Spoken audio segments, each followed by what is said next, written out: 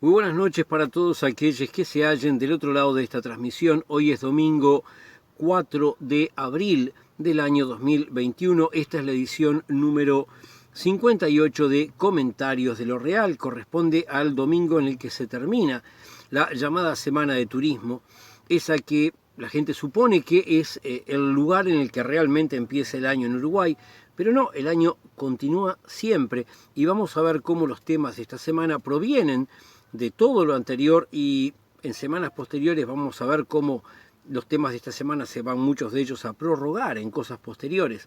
O sea que sin más vamos a lo que ocurre. Vamos a empezar por la parte de seguridad. Los autocultivadores han denunciado que está habiendo en contra de ellos una persecución por parte del Ministerio del Interior. Se habla de 8 personas que han sido injustamente investigadas.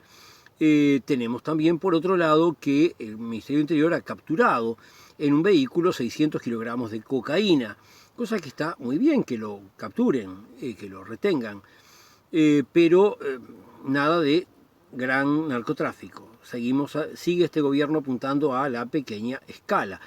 Más que pequeña escala es todavía el caso de un hombre de 25 años que fue condenado a 90 días de prisión domiciliaria por tener 3 plantas de cannabis y 775 gramos de la misma. No estaba registrado. Hay que recordar, el uso de cannabis recreativo en Uruguay, que es legal, no es legal de cualquier manera. Uno puede estar registrado como usuario que compra en la farmacia, como usuario que planta en su casa hasta 6 plantas, o como integrante de un club de producción de cannabis. Las demás formas, ponerse a hacer plantitas, no son legales. Comprarle a algún vecino no es legal. No se arriesguen innecesariamente. Hay formas legales de tener esto. Acá hay una persona que ahora tiene antecedentes y que no los tenía, probablemente. O al menos no se desprende de las noticias que he leído. Bueno, no se pongan en esa situación. De alguna forma relacionado con lo mismo está que los reportes que tienen que ver con lavado de dinero, muchos de los cuales provienen del tráfico de drogas, del tráfico grande de drogas, cayó un 10%. ¿Por qué razón bajó? Bueno, desde que está la ley de urgente consideración, hay artículos que hacen que ciertos casos que antes los escribanos y entidades financieras debían denunciar, ahora ya no tienen por qué hacerlo, y eso hace que sea más fácil lavar dinero y que haya menor control y que haya un 10% menos de casos a ser controlados. Esta ley que dicen que iba a hacer que fuéramos tan seguros, le suelta las manos a los lavadores de dinero. Por otro lado, tenemos que el militar Eduardo Ferro, que es una persona que se va a probar dentro de poco su actuación en violación de los derechos humanos, ha sido ahora establecido que debe permanecer en prisión preventiva. No se lo deja en libertad mientras se lo procesa, debido a sus anteriores intentos de fuga con respecto a la justicia uruguaya. Muy bien. Otro tema vinculado al tema anterior, tema por medio, me refiero a lo de la LUC, tenemos que la comisión que está buscando reunir las firmas para la derogación de la LUC presenta un pedido a las autoridades para que se genere una prórroga para la entrega de las firmas. La idea es que la entrega de las firmas está muy, conseguir las firmas está muy difícil. Hay mucha gente que no milita por temor por la pandemia, hay gente que no se mueve, no va a firmar por lo mismo. Entonces la idea es que por esta situación excepcional se genere una prórroga. Para brotar una prórroga en este sentido hace falta que en el Parlamento lo voten incluso legisladores de los partidos tradicionales que apoyan la LUC. Veremos si se logra conseguir esa prórroga, pero por las dudas, si usted no firmó todavía contra la LUC, vaya y firme. Si usted no sabe dónde firmar, hablen conmigo, yo les consigo de alguna forma directa o indirectamente una solución. Si están en la zona donde yo me muevo, yo les llevo la papeleta, les tomo la firma. Si están lejos en el país, buscamos a alguien que pueda acercarse a ustedes. Muy bien, continuemos. Siguiente tema. Bueno, semana de turismo. ¿Cómo se movió la gente? Se quedó en la casa, no pasó nada, están las termas cerradas, hay una cantidad de actividades turísticas cerradas. Bueno, sin embargo, el movimiento carretero duplicó al movimiento carretero de la semana pasada, del año pasado, del año 2020. En general dicen que fue mucho más hacia el norte de lo que solía ser, a pesar de que el supuesto gran atractivo del norte, las termas, estaba cerrado.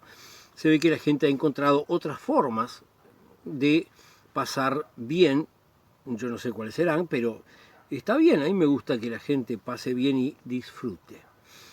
Muy bien, esto nos pone un poco en contacto con el tema del turismo. Pero bueno, el tema del turismo no es solamente la gente que va a pasear aquí o allá, es el tema de quien trabaja en el turismo. En ese sentido, en el departamento de Maldonado se ha establecido que se perdieron 5.000 puestos de trabajo zafrales. 5.000, de los cuales el 85% corresponde a personal de limpieza. O sea, hay un montón de personas que hacen la zafra limpiando y que no pudieron adquirir ese dinero. Una vez más, las medidas restrictivas siempre apuntan y golpean a los más necesitados. Atención. Bueno, sigamos. Otras noticias del ámbito de lo laboral.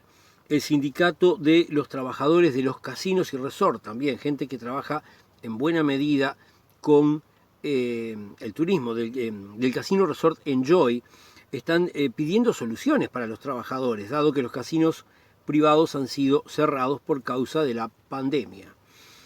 El sindicato de los trabajadores rurales pidió que se investigase porque un trabajador murió atrapado por una trilladora. Decían ellos que el Ministerio de Trabajo y Seguridad Social se hallaba en omisión por no haber investigado y por no haber aprobado un instructivo que determinara cómo debía ser el trabajo al aire libre cuando hay situaciones de mal clima. Pero bueno, ahora el Ministerio de Trabajo se ha puesto a investigar y ha emitido un protocolo en ese sentido, o sea que esta movilización, digamos, ha dado un fruto positivo. Tenemos que las educadoras de la UTU están denunciando una reducción de horas y temen la desaparición de su función, que es una función que la actual dirección de la educación técnico-profesional no ve con buenos ojos. También AFUTU Maldonado está denunciando impago de haberes y también disminución de horas y que algunos trabajadores han sido desafiliados del FONASA. Tenemos que esto ya nos vincula con todo el tema de la educación, no solo lo sindical, así que bueno, en la educación tenemos que los trabajadores del SODRE, que los que han estudiado carreras en el SODRE, no los trabajadores, quienes estudiaron carreras dependientes del SODRE, bueno, su título va a tener reconocimiento de carreras terciarias no universitarias, cosa que es muy justa y correcta. Como posiblemente recuerden, la semana pasada el presidente de la República, Luis Lacalle, tuvo unas palabras desafortunadas con respecto al Mercosur dentro de una cumbre realizada a distancia con otros mandatarios.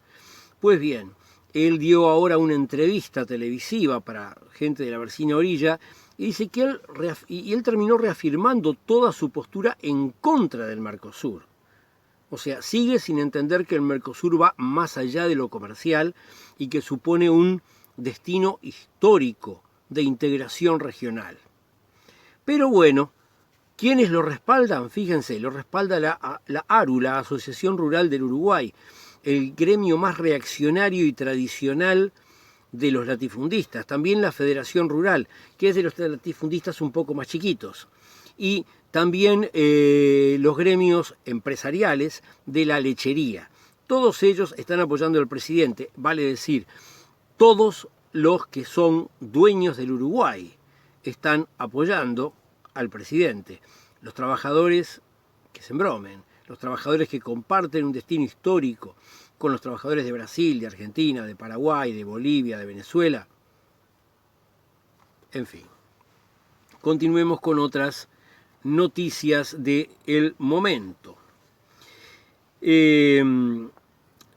Tenemos que el Sindicato Médico del Uruguay comenzó una campaña de sensibilización que tiene que ver con el tema del COVID. Trató de que sus integrantes emitieran mensajes y trataran de llegarle de cierta forma a la gente. Esta campaña, que es absolutamente legítima, el Sindicato Médico del Uruguay es una organización privada y puede realizar campañas para difundir sus opiniones, tiene todo el derecho del mundo y nadie se lo debe limitar, pero bueno, generó que determinados legisladores del Partido Nacional y algunos integrantes de la interna del Sindicato Médico también se pusieran furiosos y emprendieran en contra del Sindicato Médico. Yo no he visto los mensajes del Sindicato Médico, así que no puedo emitir una opinión sobre ellos, pero bueno, están en su derecho de realizar este tipo de gestiones. Un tema que también tiene que ver con la salud, pero no todavía con el tema del COVID, que lo vamos dejando para más adelante, es el tema que tiene que ver con que se ha habilitado la venta de dispositivos electrónicos para quemar el tabaco, o sea, lo que llaman comúnmente vaporizadores de tabaco. Los médicos están denunciando que esto es un retroceso.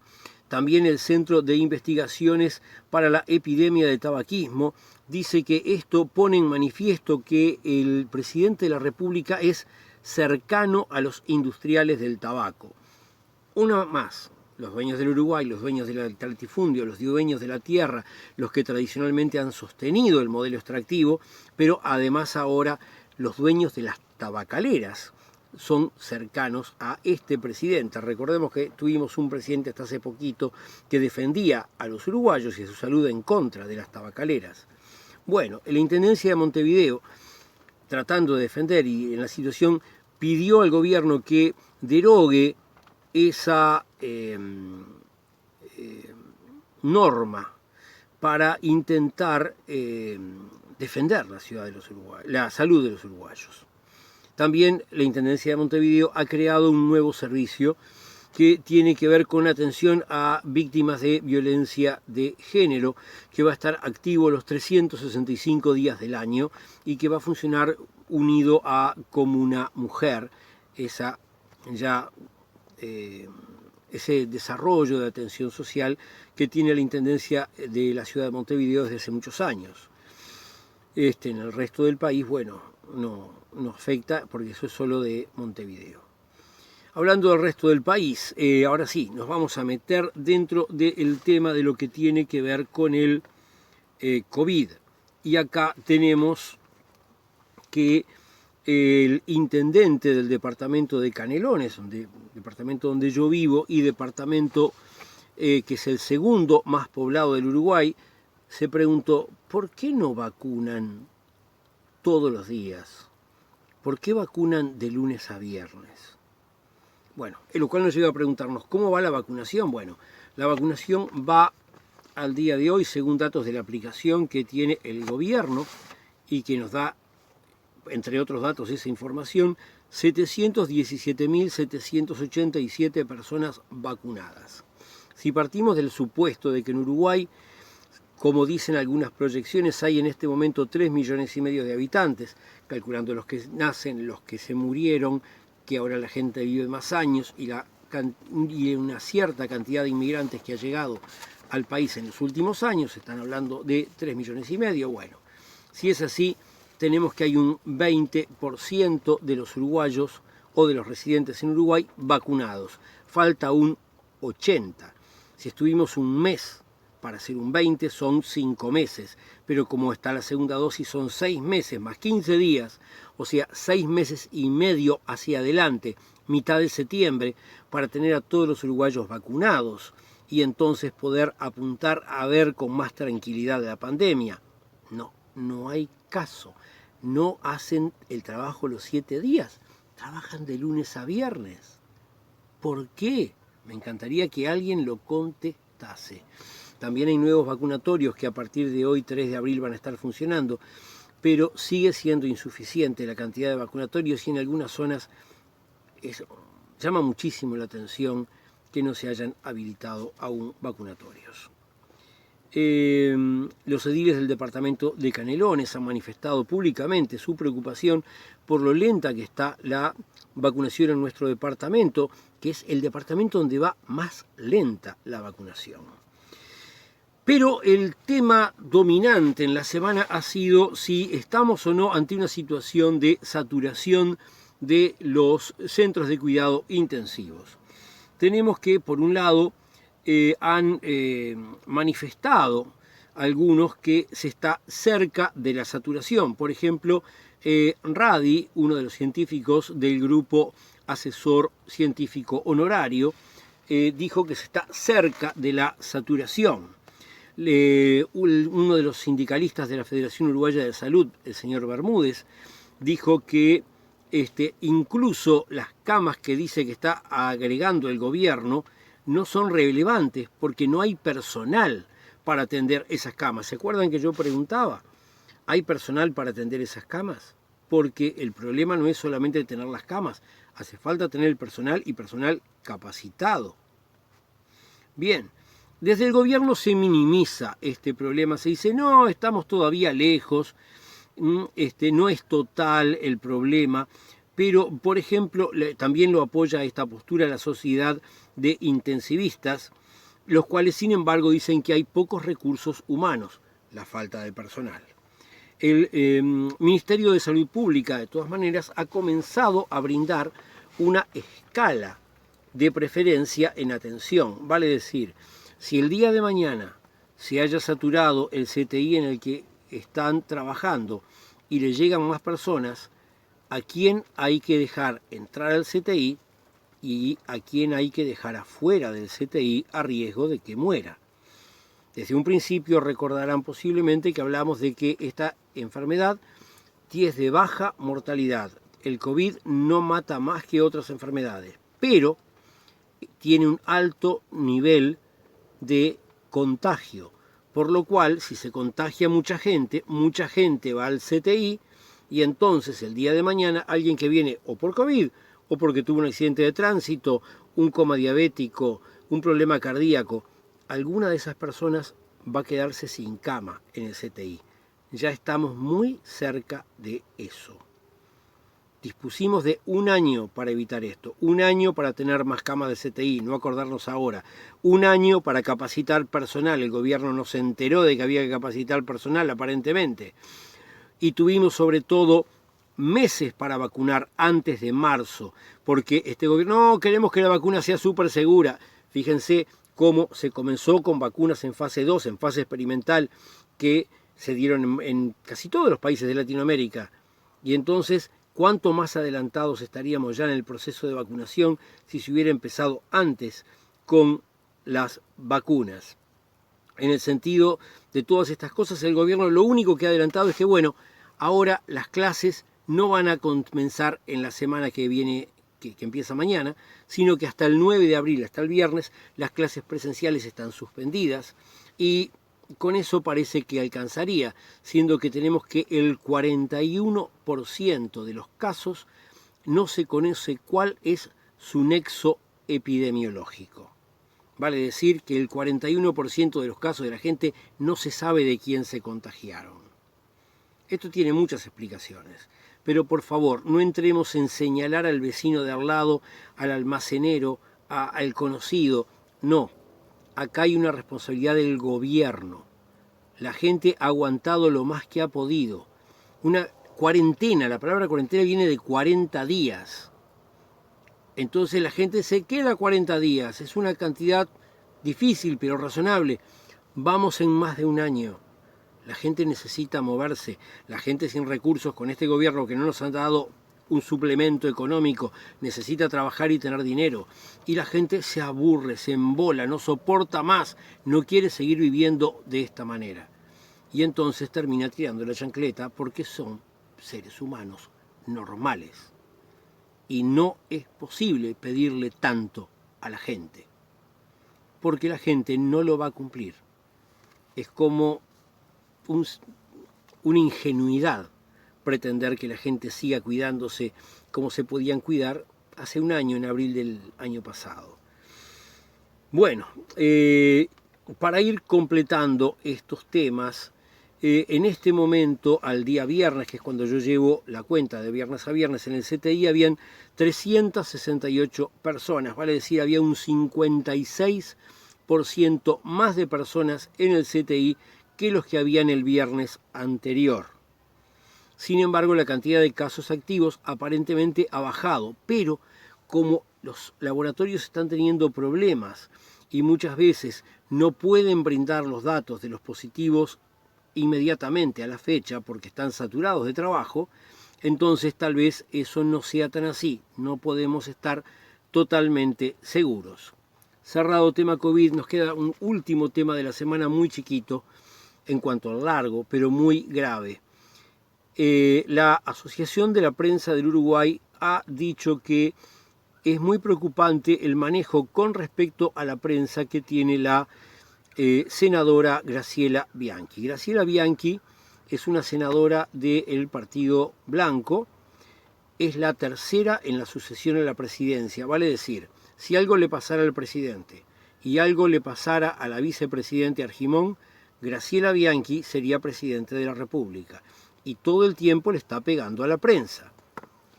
Quien me haya escuchado sabe que la prensa no es precisamente mi principal devoción. Yo tengo muchísimas críticas a la prensa porque la prensa nunca es políticamente neutral, siempre responde a algún tipo de interés de clase, sea una prensa de los trabajadores o sea una prensa de las clases dominantes. Pero Graciela Bianchi va más allá de una crítica sensata en muchos temas, entra en la desacreditación personal y lisa y llanamente en decir disparates. Y esa es la número 3 en la sucesión.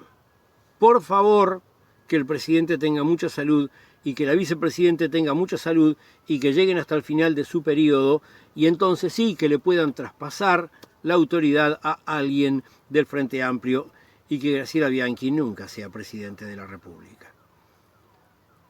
Muchísimas gracias. Hasta la semana próxima.